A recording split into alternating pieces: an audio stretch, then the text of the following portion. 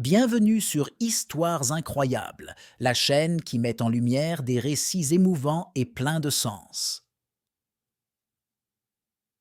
Ici, nous explorons des histoires qui nous incitent à réfléchir à ce qui est vraiment important dans la vie, en vous offrant à chaque fois de nouvelles perspectives et des émotions profondes. Aujourd'hui, je vous présente une histoire de transformation émotionnelle.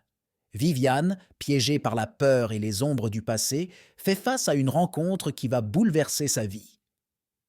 Un voyage de croissance intérieure et de découverte, où ses émotions seront mises à l'épreuve, la conduisant vers un avenir inattendu. Que feriez-vous si vos émotions étaient elles aussi mises à rude épreuve par quelqu'un ou quelque chose de mystérieux et inattendu? Avant de continuer, n'oubliez pas de mettre un j'aime, de vous abonner à la chaîne et d'activer la cloche des notifications pour ne pas manquer nos histoires incroyables. Maintenant, préparez-vous, car voici une histoire qui pourrait bien changer votre façon de voir la vie. Viviane avait toujours pensé que sa vie avec John était un rêve. Les premières années de leur mariage avaient été remplies de rires, de voyages et de moments spéciaux. Mais la douceur de ces jours disparut rapidement, laissant place à une réalité bien différente. John se révéla être un homme avide et manipulateur, incapable de partager quoi que ce soit, même pas la maison que Viviane avait héritée de sa grand-mère. Avec le temps, Viviane se retrouva piégée dans une vie qu'elle ne reconnaissait plus. John la relégua au rôle d'un simple objet décoratif, lui faisant ressentir tout le poids de son impuissance. Non seulement il la priva de toute liberté, mais un jour, dans un acte d'avidité impitoyable, il vendit sa part de la maison. Heureusement, une faille juridique garantissait à Viviane la propriété de la moitié de la demeure, mais cela ne lui rendait ni sa dignité ni sa sécurité financière. Viviane se retrouva seule, sans emploi et avec une estime de soi détruite, complètement écrasée par le poids de ses insécurités. Un jour, le nouveau propriétaire emménagea. C'était un homme mystérieux, un type réservé qui apparaissait et disparaissait, presque comme une ombre. Viviane commença à remarquer de petits détails. Des lumières allumées tard dans la nuit, des bruits provenant de l'autre côté de la maison à des heures improbables. Son esprit commença à inventer des histoires incroyables à son sujet. Qui était-il? Que faisait-il la nuit? Chaque craquement, chaque pas alimentait sa curiosité et sa peur. Un après-midi, alors qu'elle rangeait la maison, Viviane le croisa par hasard dans le couloir. Elle fut foudroyée par la beauté de cet homme et se sentit immédiatement inadéquate dans son état négligé. En même temps, son regard intense et profond la troubla. Cela n'avait duré qu'une fraction de seconde, mais ce regard l'avait pénétré jusqu'au fond de l'âme et lui avait laissé une incroyable sensation d'inquiétude. Au fil des jours, Viviane commença à remarquer de plus en plus de comportements étranges. Parfois, elle entendait des voix qui semblaient provenir de l'autre côté de la maison. D'autres fois, elle le voyait manipuler des outils dans le jardin à des heures impossibles.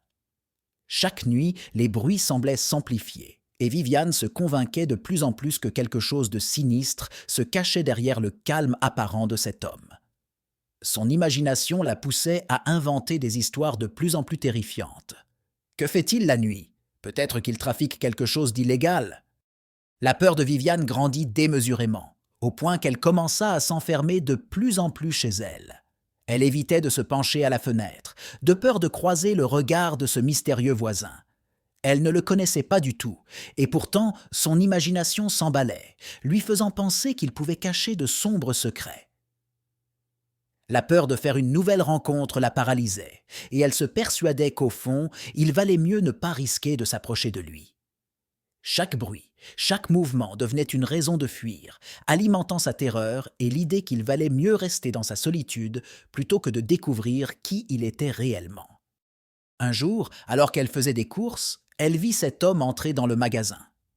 Il était grand, séduisant, avec cette aura de mystère qui l'intriguait et l'effrayait à la fois. Mais quand elle le regarda, son cœur se mit à battre plus fort et elle se détourna rapidement pour fuir, craignant d'avoir une rencontre directe avec lui. Son esprit commença à vagabonder. Et s'il était comme John? Et s'il avait des intentions sombres? Une nuit, alors qu'elle essayait de dormir, un bruit fort la fit sursauter. Effrayée, elle décida de regarder par la fenêtre. Elle vit son voisin dans la cour, occupé à travailler sur une voiture. Ses mains étaient habiles et déterminées, mais cette scène la terrifiait.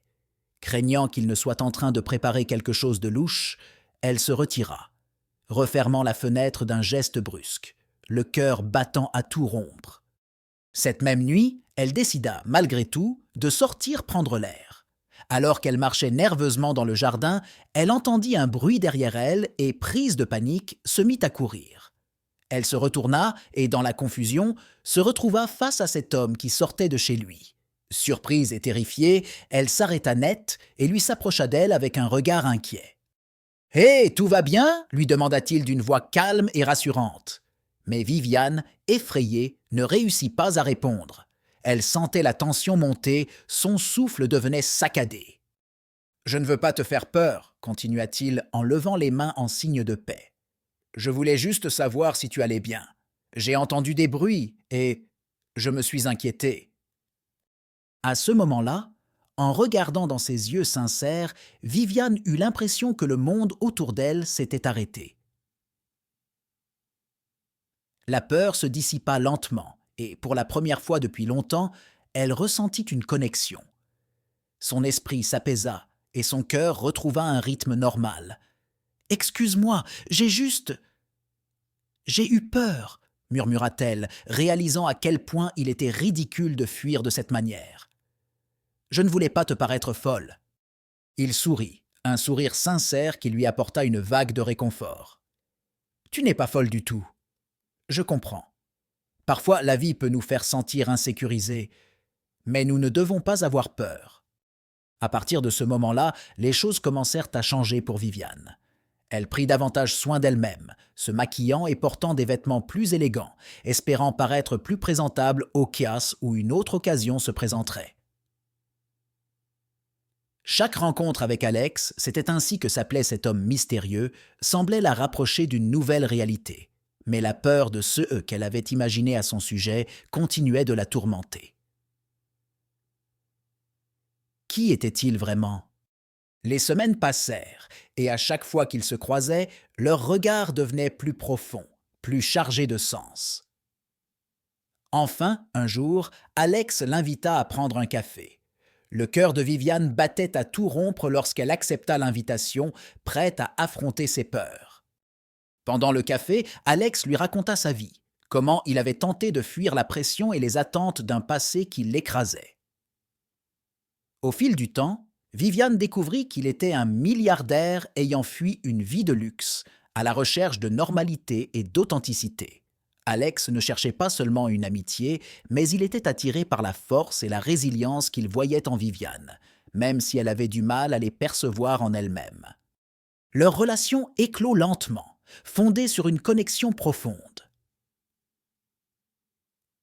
Alex aida Viviane à redécouvrir son estime de soi et sa force intérieure.